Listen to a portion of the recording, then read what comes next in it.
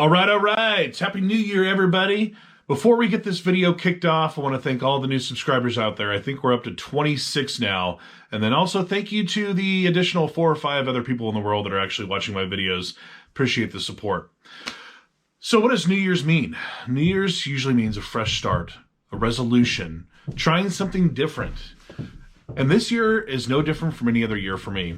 Every year kicks off with trying to lose weight. They say the camera adds about 10 pounds. I must have 10 cameras on me. And also I like to try something new as it pertains to fishing. And when I say that, I mean maybe a new rod and reel combo, a new setup, a different lure, a different type of fishing. A few years ago, I got into fly fishing, and ever since then, I've been absolutely hooked, for lack of a better word. It's just a ton of fun. So this year is no different. I'm doing the exact same thing. I've got some new setups I want to show you guys. I'm actually going to break this up into 2 different episodes because I went a little overboard and I don't want to just do a whole bunch of unboxings. I know that I've seen some of those on YouTube and those can lag a little long. So we're going to break this up. One's going to be larger, topwater, heavier gear, stuff like that. And this episode, I'm going to focus on some of the, I guess, smaller and maybe lighter techniques of some of the items that I bought. So without further ado, let's go ahead and dive into some of the stuff we got. Okay, well, let's go ahead and get started. First off with a brand new fly rod that I got here. And this one's by Redington. And it's called the Redington Butter Stick. First, look at this vintage look on it. How awesome is that? You got the red, orange, yellow on there with the almost Atari-like font. This is a great looking rod, and that's primarily the reason why I bought it, because I thought it looked really, really cool. But another reason why I bought this is a 7-foot 3-weight rod. So it's a very lightweight fly fishing rod. And I wanted this primarily for smaller ponds, maybe streams, something like that, really for smaller fish, okay? So this is going to be more geared towards bluegill fishing, smaller crappie, smaller bass, things like that. And you're asking yourself, why would you ever fish for that? I mean, well, the conditions aren't always right to be catching lunkers. So there's going to be those tough times out there, or maybe it's too hot of a day, or you're just at a certain body of water that just doesn't have large fish. This is the perfect pole for that kind of situation. Now, let's talk about the action on this. This is what's considered a slow action rod. So look at this bend that I got right here. You can just tell by me doing this that it could be a limp noodle, especially when it's fully put together. You can bend this whole thing. So you're going to get a lot of bend. The whole rod's going to bend with a slow action rod. Us as bass fishermen are typically used to a medium action, medium fast action, maybe even possibly a fast action rod, kind of depending on what you're throwing. This is completely different. With those rods, you're going to get a lot of backbone right here, not a lot of bend, and it's going to be more bend towards the top or the tip, I guess. So this is certainly a different way of fishing. It's going to make fishing for bluegill, I mean, I'm not going to say it's going to feel like you're bringing in a whale, but it's certainly going to be a lot more fun to fish with this than on a traditional bass rod or something like that. Okay, now what are the cons to a rod like this? Well, first off, this is what's considered a glass rod or fiberglass rod, if you will. So it's a super old technology, okay? I would not suggest anybody who doesn't have a fly rod yet to get this as their first rod. Take a look at this old Heddon, for example, okay? This is a new old stock Heddon from probably the, 60s or 70s. But you can tell, same type of technology, a lot of bend there going on. This, and it's probably why it has the vintage look, is about the same type of technology, say that 5 times fast, same type of technology as that Heddon had. So it will be fun, certainly more fun to fish, but probably not good for practical fishing. If you're just getting started on fly fishing, don't buy this as your first rod. This should be your 3rd or 4th or whatever else. Make sure you get something like a Sage or an Orvis or something like that that you can fish all the time that's not fiberglass. You don't need to be fishing with something like this right off the gates. But once you do have a few, you decided you love the sport, this is something you want to do a lot more of, certainly make the investment. And they really are not that expensive. I got this one for around $200. I think they retail for $250, but there's certainly deals all over the place for them. So I thought this was pretty cool. I forgot to show you this too. I love this cork inlay right here. Look, it even says butter stick. I mean, just the details on this is pretty sweet. So that's number one of the new gear. Now, what am I going to put with that? Oh, I should also show you this as well, too. Comes with a really nice carrying case. Nice orange there. That's pretty sweet. You're not going to lose that, that's for sure. Okay, the next thing I got, well, if I'm going to have a Reddington rod, might as well have a Reddington reel. So what I got, it's called the Reddington Zero. So it comes in a nice little case right here. It's nice and padded, a lot of foam there. Okay. So here is the Reddington Zero. Really nice looking reel. So this is what's considered a click pawl reel. And what does that mean? Well, that basically means there's really no drag system in this reel, okay? So when you're fishing, let's say on a traditional reel, you know, when the fish takes it, a drag is gonna stop it, okay? With this, you have to use your palm because it just keeps on going. So use your palm or something like that to kind of stop it as the fish rolls. Or because I'm gonna be fishing primarily for, you know, bluegill, small fish, maybe even small trout, whatever else, you could probably just stop the fish with your finger on the line, you know, with the rod. So, I mean, this is an awesome reel. You know what's great about these too?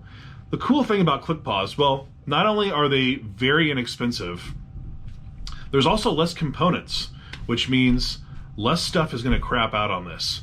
So this will last you a long time. There won't be a whole lot of maintenance to it. And it's really got a cool look. Now, this is a discontinued color. I found this one for, I think it was like 80 bucks. These retail for around $100. I really wanted to get this color called Dreamsicle that looked like an orange sherbet to kind of go with that orange on the rod, but I really thought this one turned out pretty well, especially with the line that I got on there. And listen to the sound. You hear that? I mean, just the... Man, if that doesn't get you excited, I don't know what will. I just absolutely love that. So, now, as any fly fisherman will tell you, probably the most important component is not your rod, is not your reel, it's your line. So what line did I put on this? Well, right here. Scientific Angler, this is the Master Trout, or I'm sorry, Mastery Trout. And why did I pick this one? Well, this one's specifically designed for small dry flies and nymphs, and that's basically all I'm going to be fishing with this rod and reel combo anyways. So it's perfect for what I need. I mean, you could also get a Rio, you could get all sorts of other stuff. I mean, I could have gone super cheapy with this. That's just not my style. So I went and got this. It's a great rated line. It's a pretty cool looking line, if you can see in the color here. You got different types of greens and what have you. So it really just looks nice with the reel. But it's gonna go perfect with the combo. So as far as the new gear goes, that is one of a couple, and the other one will be in the next episode, fly fishing outfits that I've got. Now let's move on to bass stuff. All right, as everybody on YouTube loves, a good old-fashioned unboxing. And this one's from Tackle Warehouse. Now, I told you just a second ago, I'm going to split this up into two different videos. I kind of went a little buck wild when it comes to buying some new tackle this year. And I won't say that I got too much, because I don't ever think there's too much, but it's a lot for one episode, that's for sure. So, got the handy-dandy scissors right here. I probably need to, like, up my opening box game, you know, maybe get like a switchblade or something cool, but not today. We're just gonna use scissors. So let's go ahead and cut this puppy open and see what we're working with. All right. Okay, got that. Okay, you know what? We're gonna start with this. I'm gonna just set this down so I can kind of show you guys. I got 3 of these. I'm really, really excited about this. Most people will be like, boring, storage. I was so pumped to see these Gamakatsu deep storage boxes on sale at Tackle Warehouse. These are perfect. What I've got right now is just a little too thin, and I needed something that was just going to be able to hold a little bit more. And what I liked about these is, well, you can put the dividers where you want or take them all out, you know what I mean? So you just have one big open space. But yeah, so I've got 3 of these puppies. Okay, moving on. It's like Christmas in January. Love it. I forgot what I bought. We're going to start with these. Oh, yes. Okay, I was really excited about these. These are the Ima Roomba bait. So I got one in white. I'm going to have to take this one out. This one looks awesome. This is the frog color. And this is the black. So what this is, well, Roomba, and I believe it's for Fred Rombanus, and I apologize if I'm butchering that name. This is his wake bait / walking bait, topwater, shallow diver. It's kind of a little bit of everything in one. And what I love best about it is look at the design on this. I'm going to pull one out real quick just because the design is super, super cool. Now, this isn't necessarily a new bait by any means, but it's new to me, and I thought it was awesome. What I love most about this thing is it looks like a jelly bean or like a June bug or something, some kind of bug type profile. Generally with baits like this, I mean, you got like more of an indented skinny profile right here, but this is just like a fat chunk, and I think it's gonna be really cool. It's got a little lip right here, so that's why I said it could be a shallow diver. It's got a super erratic action in the water, at least from the videos that I've seen, and so there's a lot of different ways that you can kind of, you know, use it as a topwater, like I said before, use it as a shallow diver or a wake bait or whatever you want to use it for. So really, really pumped about that. I think Fred makes great stuff. I've got Fred's Boom Boom Frog Rod by Dobbins, and that's a phenomenal frog rod. If you're looking for a good fast action frog rod, that thing is really incredible. I think it's around $250 or $260, so it's a little pricey, but probably one of my favorite rods and definitely my favorite topwater rod. So moving on. Speaking of Fred, it's a Fred kind of day, isn't it? We got the Stanford Baits Boom Boom Frog. I don't know if you guys have ever seen one of these before. This one is black with the yellow bill. This one is green. Now, I've bought these before. I think they're pretty cool. I'm going to take one out for you guys so you can take a look at it. These are a little different than, I guess, your traditional frog, if you will. And if I can get one out. Why I say that is look at this right here. It's got a Velcro head, or I guess some people could consider it like a hook and loop type design. And the theory is when the bass chomps down on this, he's gonna get caught up on this fuzz, and then that's gonna help with your hookup ratio. Now, I don't know if that's legit. I mean, it may be kind of hokey. And these are a little pricey. That's the only reason I got these, because they were on sale. But they're cool, and they're good quality, and they don't crack. I mean, some of these frogs that you buy, you throw them for a little bit, you got a hole in the bottom of them, they rip, they tear, whatever else. These last a long time, and it's got, I mean, it's thick, but it's not too thick. Some are too thin, some are way too thick, but you barely press down, and then you got that hook. And I usually pull my hooks up just a tiny bit as well, too.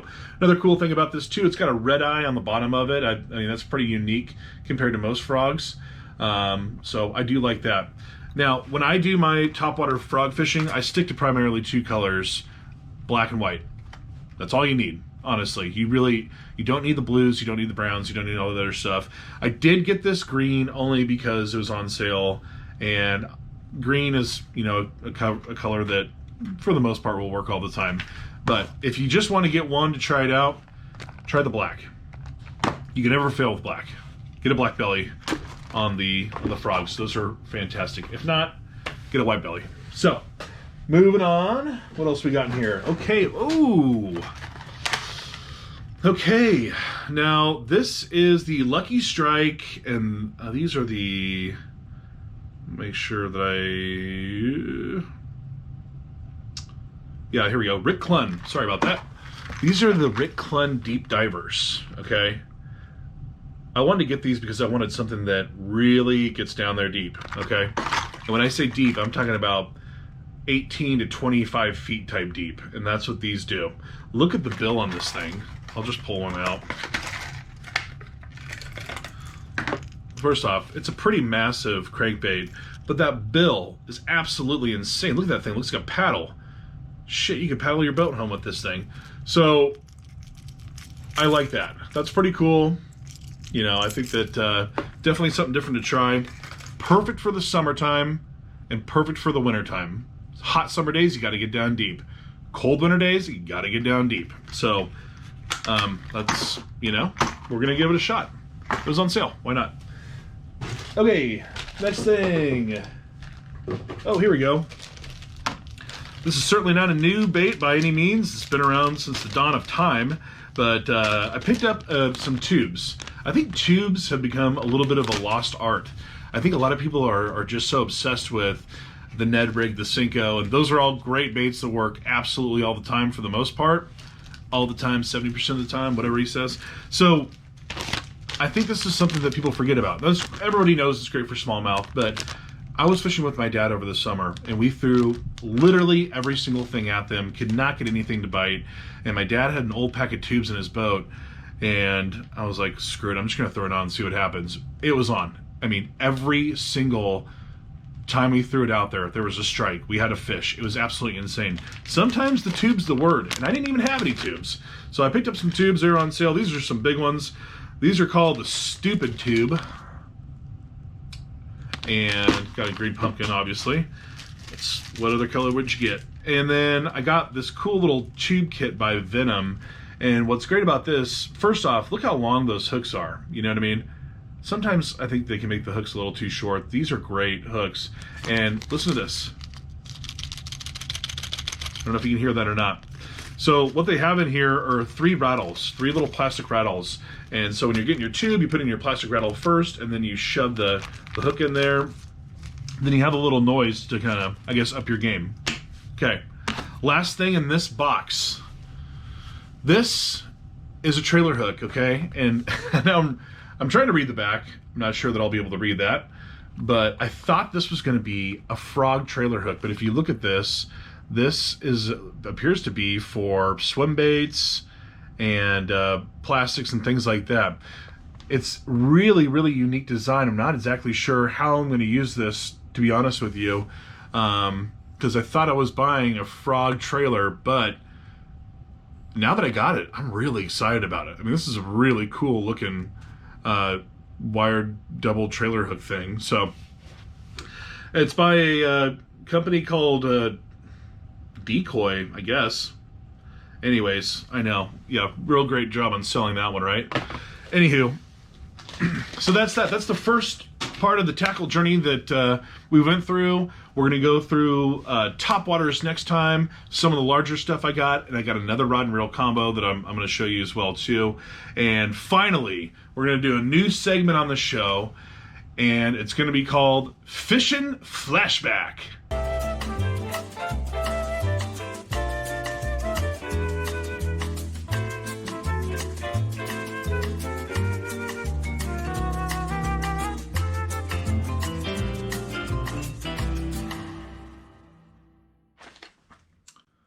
So what is Fishin Flashbacks?